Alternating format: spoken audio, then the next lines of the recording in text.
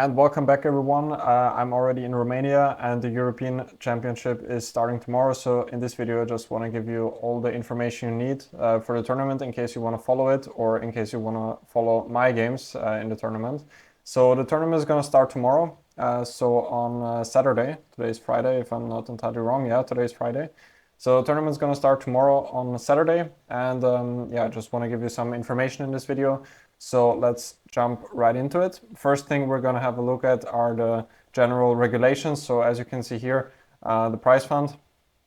For chess tournaments, I would say it's pretty good. I was always thinking that, well, the prizes have remained the same for quite a long time. But overall, if you finish in the top places, yeah, it's pretty good money. If it's enough for European Championships, that's another question you could definitely argue of.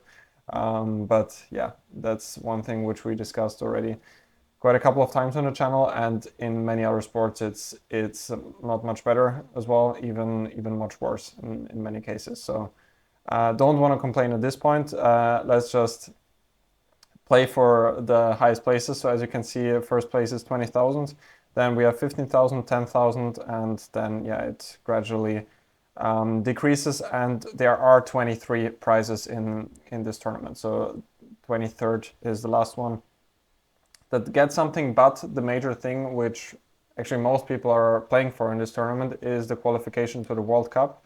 So for that, 20 persons qualify. That's the system how it currently is. Back in the day, it also used to be 23 places. So the top 23 finishers get a place for the World Cup. But somehow they adjusted it because they needed the places for another zone or something else. I have honestly no idea. But anyway, now it's only 20 places. But what happens in case, for example, let's just say I finished 21st in the tournament, but in the top 20 there is someone who has already qualified, then I would also technically qualify. Then just it goes on. Then the 21st qualifies if there are two players in front of in the top 20, then also the 22nd would qualify, and so on. You can imagine the rest basically. So that's why mostly people would say or assume, at least that's what I assumed, was that this European Championship might be a little bit easier to qualify. I mean, it's still incredibly hard. Don't get me wrong here, but comparably, it might be a bit easier because there have already been quite some players that qualified. So yeah, that's just the logic behind that. And of course, what I also wanted to point out is the schedule overall. So there are 11 rounds, as you can see here, and there is one rest day, which is quite unusual nowadays with those tournaments. So one rest day, and there are no double rounds, which is yeah, good news for me. Basically, that's what you could say. Yeah, I think that's all about the information. So first round, as you can see, starts tomorrow at 3 p.m. always is when the games are. Last round starts at 2 p.m. Okay, good to know. Didn't know that before. All right, Google Maps. Next step, I just want to give you a brief info where we are. So it is in Romania. On the Black Sea, the town is called Efori Nord. It's right here. Here you can see it. The next kind of bigger town, as far as I heard, is this place Constanța. But yeah, anyway, we're at the sea. I even have the sea view from my hotel room. So the hotel is also quite nice. I'm in the main hotel where, as far as I know, also the tournament is taking place. But yeah, no complaints so far. Dinner is also gonna start pretty soon. I think in 15 minutes already. So I'm gonna head there right away. But finally, let's have a look at who is gonna participate actually in the tournament. So as you can see, a first seed is Deac Bogdan Daniel, of course, the local favorite from Romania. He is actually almost my age. He's only 1 year older, or maybe 2 years max. I think he's born in 2001 though. I've played him a couple of times already. Of course, very strong player and one of the favorites to win the tournament for sure. Deac also has a very specific, like very solid style, you could say. It's very hard to beat him in general. If I would make a bet, is that in this tournament, probably he will not even lose a single game.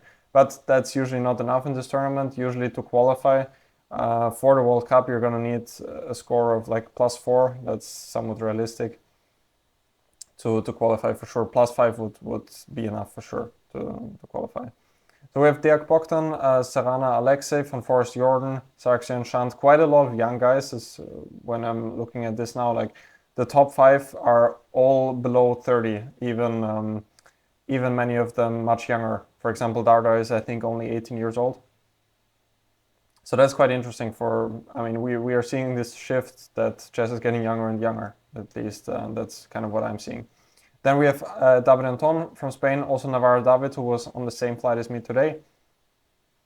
And Wojtaszek, Ledova, yeah, quite a couple of pretty well-known names. Frederik Svane, who performed extremely well in the last European Championship, if I remember correctly. So this is always a very dangerous player as well. And yeah, kind of the usual players. I think most of them also played the last time, as far as I see. Sargsyan and Ponomarev are one of the very experienced players that almost always play in the European Championship, I think. So yeah, as you can see, there are how many players above 2600? 42 players above 2600.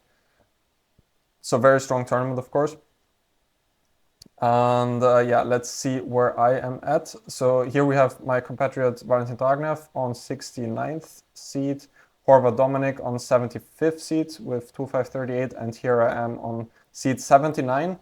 Current rating 2534. So actually, I checked yesterday. I was still on the 82nd seed. So it looks like some people dropped off the list.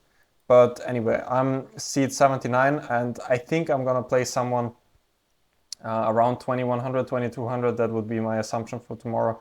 Could also be, yeah, I would guess around 2100. That's kind of my best guess for tomorrow.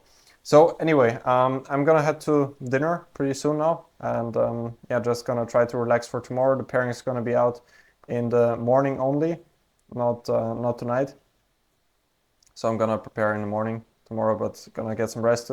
Today was quite exhausting. I had to wake up at 5:30, head to the airport, and then we flew to Bucharest, and from there we had the shuttle to Eforie Nord, where I am currently at. So anyway, hope you enjoyed this small introduction to the European Championship. Let me know what type of content you guys want to see while I'm here. I'm going to try to record some recaps for sure for you guys. And yeah, thank you for watching, and I'm going to see you in the following days. Take care, everyone.